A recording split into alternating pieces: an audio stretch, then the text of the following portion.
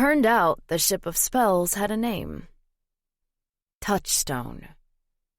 She was an old three-masted frigate, smaller even than the Dawn Watch, and she sailed under no flag. It made sense, I supposed, as she was technically a privateer in the employ of the king.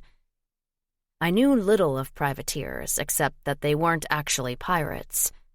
They were the bane of the Navy, threading a lawless cord through legal waters and flaunting the rules of warfare whenever it suited their needs. Still, her lines were sound, and she smelled of linseed oil, pine soap, old oak, and the sea.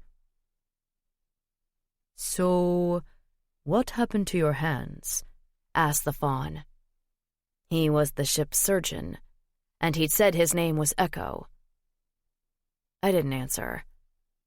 I'd never spoken to a faun before. Hells, I'd never even met one. Berryburn Yard was a remote naval academy, and there'd been less of them on the roster than minotaurs or dwarfs. Still, had I not just been plucked out of the ocean after losing my ship and my hands and my future, I'd probably have bought him a drink. Or vice versa, considering he was employed and I was not. "Whatever it is," he went on, "it's having a curious effect on your healing.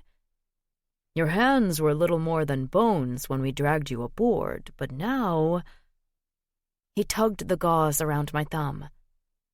"The flesh has healed. Curious."